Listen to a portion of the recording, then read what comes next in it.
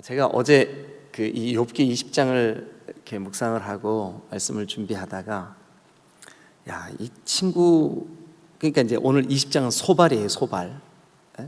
그 소발의 두 번째 말 이렇게 시작하죠. 20장의 그 작은 제목이 그죠? 네, 소발인데 욥의 친구예요. 처음에 이 사람이 욥 가까이 온 목적이 뭐였었어요? 욥을 위로하기 위해서 왔어요. 근데 지금 우리가 쭉 그 욥기를 쭉 오면서 보니까 이 친구들이 욥에게 위로가 돼요, 안 돼요?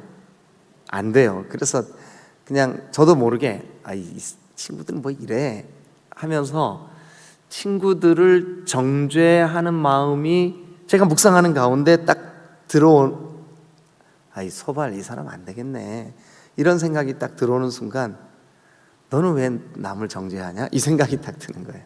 그러니까 이제 욥을 정죄하는 소발을 우리는 정죄할 자격이 있나? 이제 이런 생각이 딱 드는 거예요. 누가복음 10장에 보면 그 강도 만난 그 한 사람을 이렇게 예수님께서 그 강도 만난 사람 곁을 이렇게 지나가는 레위인도 지나가고 또 유대 이스라엘 백성도 지나가고, 그런데 그 이스라엘 백성들의 마음속에 저 인간들은 피가 섞여서 하나님의 백성 될 자격이 없어라고 그 선입견을 가진 사마리아 사람이 지나가다가 그 강도 만난 사람을 본 거예요. 그래서 그를 정성껏 돌봐주고 또 자기 거를 내어서 그 여관 주인에게 혹시 이 사람을 돌봐주는데 필요한 경비가 모자라면 내가 돌아오는 길에 갚을 테니까 좀 돌봐다오. 예수님이 묻죠. 이 사람들 중에 이 강도 만난 사람 곁을 지나가는 레위인이든 또 하여튼 그게 누가 됐든 간에 누가 이 사람에게 진짜 이웃이냐 이렇게 질문을 하시죠. 강도 만난 사람을 돌봐주는 사람이죠. 그렇죠? 오늘 저는 만약에 우리가 또 소발이 이 욥을 향한 태도, 소발이 욥을 정죄하는 그 모습을 보면서 이 소발, 이 사람 친구가 어떻게 이럴 수 있어? 나쁜 사람이네. 이렇게 하면 우리는 또 다른 소발이 돼버리는 거예요. 무슨 뜻인지 이해가 되시죠? 그래서 참 이 말씀을 어떻게 나눠야 될까 여러 가지 고민이 많이 되더라고요.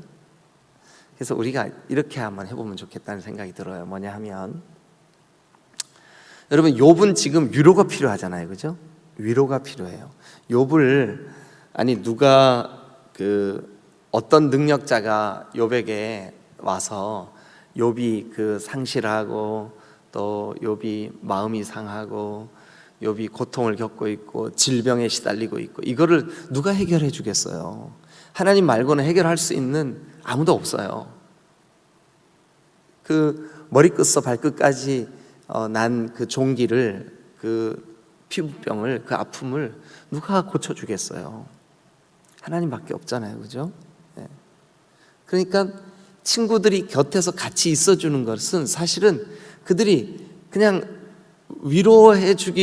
위로해주면 좋은 위치예요. 위로밖에 없어요. 문제 해결을 해줄 수 있는 사람들이 아니에요. 그런데 안타깝게도 이 엘리바스와 소발, 빌닷 이 세 사람은 그들이 욥에게 하는 말마다 또 그들이 욥에게 하는 모든 대답, 답변 이런 것들이 욥을 오히려 더 힘들게 하고 고통스럽게 하고 있어요. 그래서 우리는 이 빌닷 이 사람의 말 이거 나빠, 이러면 안 되지, 이렇게 접근하는 것보다 진정으로 욥에게 위로가 되려면 뭐가 필요할까? 이런 관점으로 이 본문을 좀 같이 접근해 보면 좋겠다는 생각이 들어요. 진정으로 우리가 어려움을 겪고 있는 누군가를 위로하는 사람이 되려면 무엇이 필요할까? 근데 사실은 제가 이 말씀을 여러분들에게 전하기 전에 이실직고 한다면 저는 참 이 말씀이라고 하는 거울에 비춰볼 때 오늘 어떤 사람이 진정한 이웃일까? 뭐 이런 관점으로 이 본문을 좀 보려고 하는데 저 자신을 먼저 비춰보게 되잖아요. 근데 제가 이제 여러분들에게 양심 선언을 하고 시작하는 거예요. 저는 좋은 이웃이 못 되더라고요. 이 말씀에 비춰볼 때. 그래서 저도 여러분들도 하나님, 제가 좋은 이웃이 못 되고 있습니다. 이제 이후로 정말 누군가에게 좋은 이웃이 되고 싶습니다. 이런 마음으로 이 말씀을 보면 좋겠다는 생각이 들어요. 그렇게 한번 이 말씀을 보면 좋겠습니다. 자, 그러면 일단 1절서부터 말씀을 이제 나아마 사람 소발이 대답하여 이르되, 그러니까 소발의 대답이에요. 소발의 대답을 우리 함께 같이 들어볼 텐데 2절 한번 읽어봐 주실래요? 시작. 그러므로 내 초조한 마음이 나로 하여금 대답하게 하나니 이는 내 중심이 조급함이니라. 네. 이제 소발이 이제 대답을 하면서 내 초조한 마음 나로 하여금 대답하게 하나니 내 중심이 조급함이라. 그 다음에 3절도 보시면 내가 나를 부끄럽게 하는 책망을 들었으므로 나의 슬기로운 마음이 나로 하여금 대답하게 하는구나. 이게 이제 2절과 3절에 여러분 내가 한번, 그러니까 이거를 이제 1인칭 주어라 그러잖아요 우리가. 근데 하여튼 나를 동그라미를 한번 쳐보세요. 도대체 몇 번 나를 강조하고 있나? 뭐 나에 대해서 어떻게 말하든 간에 일단 나를 한번 동그라미 쳐보죠. 그러므로 내 초조한 마음, 그러니까 나의 초조한 마음, 내 동그라미 쳐보시고, 나로 하여금, 나로 동그라미 한번 쳐보시고, 이는 내 중심이 조급함이니라. 내 동그라미 한번 쳐보세요. 그 다음에 3절도 내가 동그라미 쳐보시고, 나를 동그라미 쳐보세요. 그 다음에 나의 슬기로운 마음이 할 때 나의, 그 다음에 나로 하여금 동그라미 한번 쳐보세요. 몇 번이에요? 세셨어요? 네. 저는 제 성경으로 동그라미를 쳐보니까 자기 자신으로부터 시작하는 이 나라고 하는 1인칭 주어가 7번이나 나오더라고요. 7번. 나, 내가, 뭐 이렇게 표현이.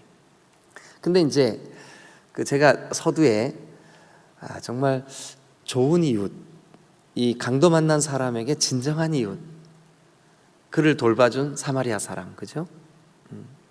그러면 욥에게는 누가 진정한 이웃일까? 근데 오늘은 누가 진정한 이웃일까? 그러면 우리가 소발을 막 또 정죄하게 되니까 우리는 또 다른 오류를 범하게 되잖아요. 그래서 이렇게 하면 위로가 안 되겠구나, 이렇게 접근을 해보시자고 말씀을 드렸어요. 근데 여러분 2절과 3절을 볼 때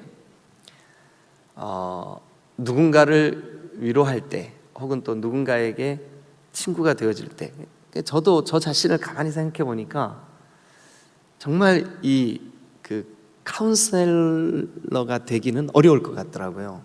왜냐하면 내 자신이 너무 자기중심적인 거예요.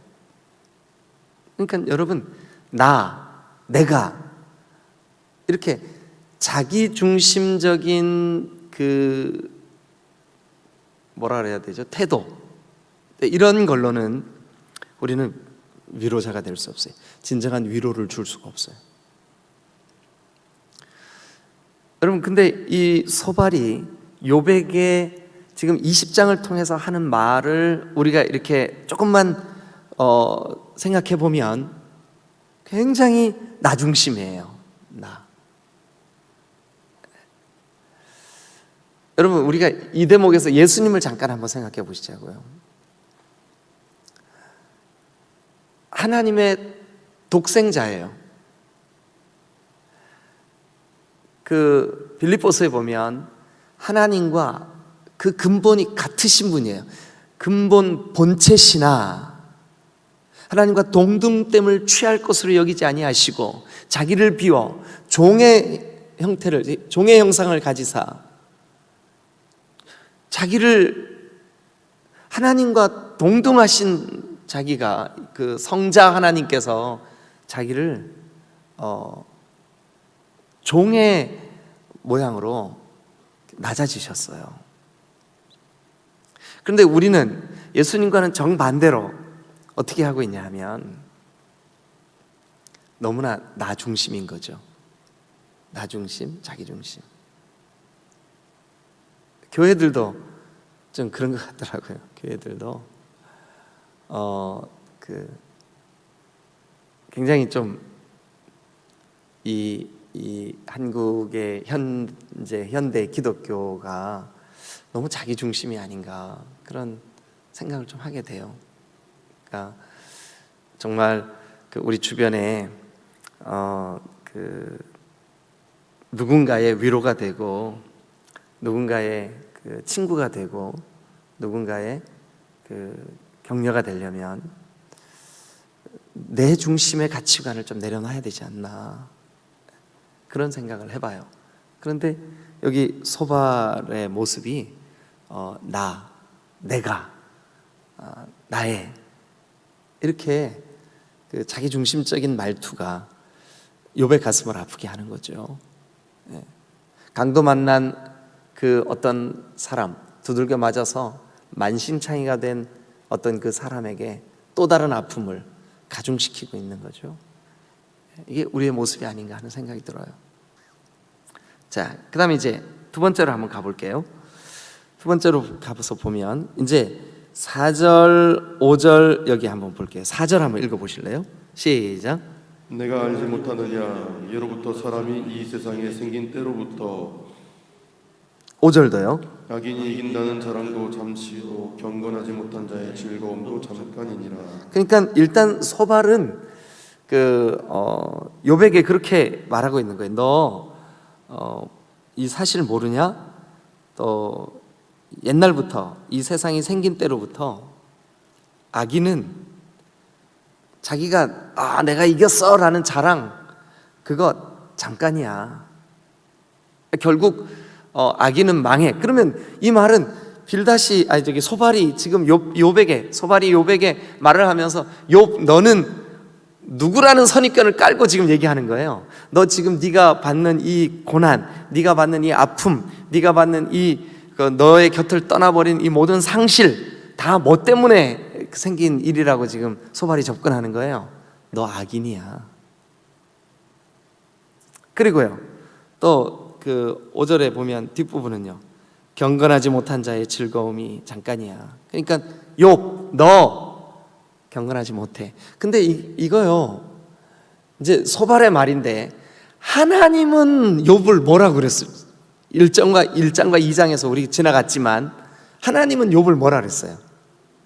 악에게서 떠나 하나님을 경외하고 이렇게 정직하고, 그러니까 한마디로 그게 뭔데요? 경건한 사람이에요. 하나님은 경건하다고 인정하시는데 지금 소발은요 너 악해, 너 경건하지 못해. 그러니까 이제 친구를 대하는데 친구가 지금 표면적으로 드러난 친구의 아픔, 친구의 자녀들이 죽고 재산을 다 날려버리고 막 몸에 온통 질병으로 시달리고 아내도 배반해서 떠나고 하는 이 상황을 소발은 뭐라고 딱 접근하냐면 네가 악인이니까 그렇지, 너 경건하지 못하니까 하나님이 너한테 이런 아픔들을 허락하시는 거지 라고 하는 선입견. 여러분 선입견은 절대로 상대를 위로할 수 없어요. 선입견을 가지고 상대를 위로할 수 없어요. 선입견을 먼저 내려놓지 않으면 우리는 진정한 위로자가 될 수가 없어요.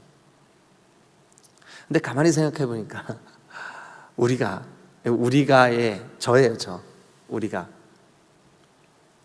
누군가를 대할 때 선입견 없이 대하는 게 참 어렵더라고요. 근데 이 대목에서 우리가 또 예수님을 한번 생각해 보시자고요. 이 땅에 오신 예수님이 어떻게 그 12 제자 가운데 모든 사람들이 손가락으로 이렇게 딱 지목하면서 세리는 창녀와 함께 이 시대의 죄인이야. 세리. 근데 그 세리 중에 한 사람을 자기의 영원한 이 복음의 전달자, 사도, 12 제자 중에 한 사람으로 삼지요. 마태. 그죠? 그러면 마태를 제자로 부르실 때 예수님이 일단 예수님에게 뭐가 없으셨을까요? 선입견이 없으셨죠. 저 세리는 아주 허가받은 사기꾼들이야. 이 선입견이 있었으면 예수님이 마태를 못 부르시죠. 근데 마태를 부르세요. 죄인들과 함께 앉아서 잡수세요. 어떻게 그래요? 선입견이 없으니까. 여러분, 만약 예수님께서 저를 향해서 야 임성도, 너 어떻게 목사가 돼서 그런 생각을 할 수 있어? 너 어떻게 목사가 돼서 그런 상상을 할 수가 있어? 하면서 정죄하신다면 저를 포함해서 우리 여기 앉아있는 분들 중에 단 한 분도 하나님의 은혜를 입을 사람은 없어요. 그런데 너무 감사하게도 우리 예수님은 우리를 향해 선입견을 갖지 않으시고 오늘 이 순간 우리를 있는 모습 그대로 받아주신 줄을 믿습니다. 그래서 우리는 이렇게 노래할 수 있는 거예요. 예수가 함께 계시니 시험이 오나 겁없네. 예수가 함께 계셔 주시는 거죠. 만약 예수님이 우리에게 선입견을 가지고 대하신다면 우리는 망하는 거죠. 그죠? 예. 그래서 기억하십시다. 아까 2절과 3절에서는 나 중심, 나를 다른 사람과의 관계에서 나를 중심에 두면 우리가 이거 벗어나기 쉽지 않지만 그럼에도 불구하고 나를 중심에 두면 우리는 누군가를 위로할 수가 없어요. 또 선입견을 가지고는 누군가를 위로할 수가 없어요. 그죠? 예. 자, 또 세 번째 이야기 한번 좀 가볼까요? 이제 6절부터 한번 6절, 7절까지 한번 읽어봐 주세요. 시작. 그 존귀함이 하늘에 닿고 그 머리가 구름에 미칠지라도 자기의 똥처럼 영원히 망할 것이라. 그를 본 자가 이르기를 그가 어디 있느냐 하리라. 7절부터 사실은 마지막 절까지는 그 느낌이 하나예요.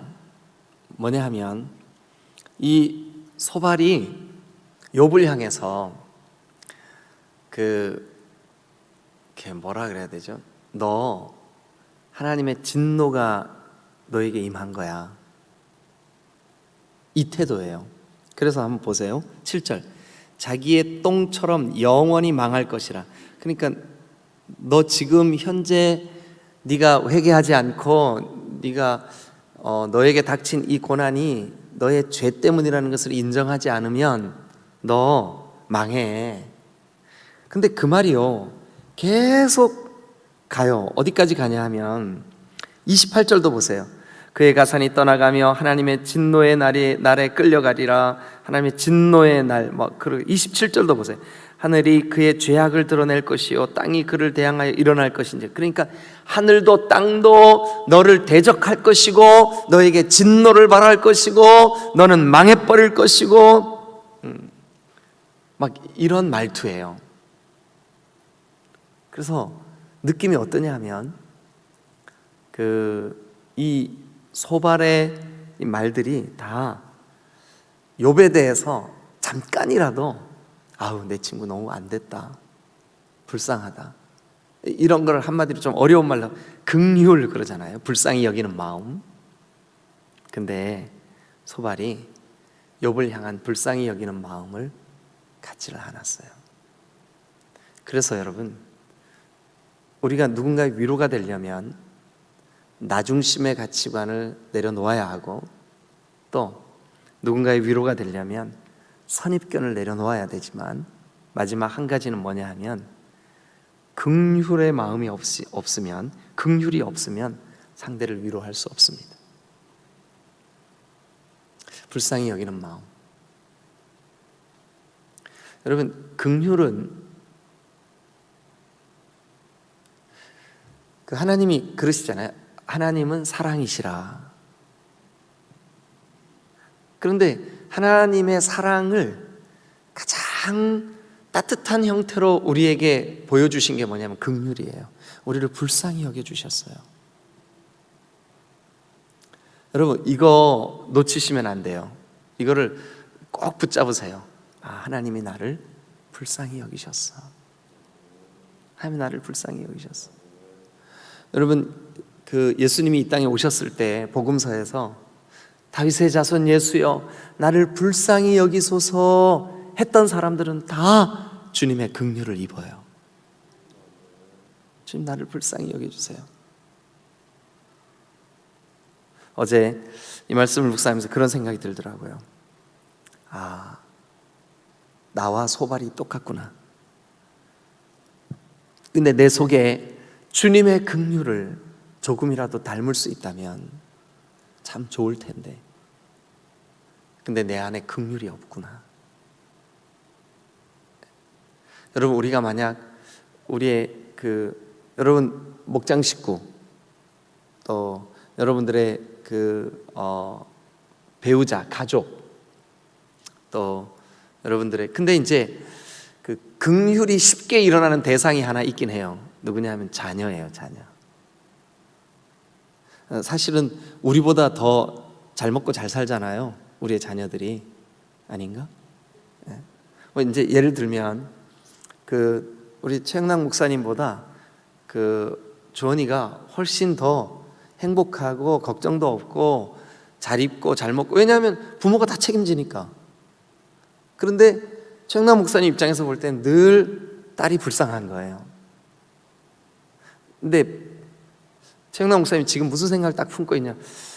나 별로 주원이 불쌍하다고 생각 안 하는데. 그러면 사랑이 약한 거예요. 사랑하는 마음이 없는 거예요. 근데 자고 있는 아들을 이렇게 보면서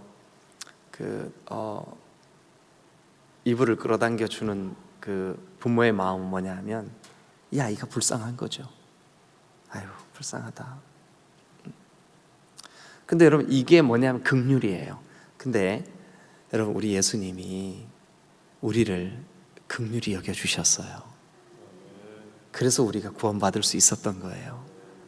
주님이 우리를 긍휼히 여겨주시지 않으면 우리 중에 단 한 사람도 하나님의 자녀 될 수 있는 사람이 없어요.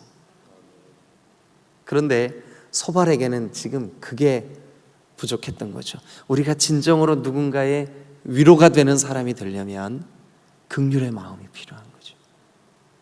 그런데 지금 7절 말씀 같은 경우,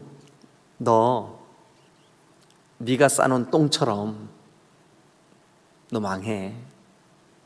이거 긍휼이 없기 때문에 이런 말 막 뱉어놓는 거거든요. 설령 우리와 함께 교제하는 그 사람이 좀 어떤 연약한 면이 있다고 치십시다. 아주 괴팍한 성격의 소유자예요. 그런데 주님의 마음은 어떠냐 하면,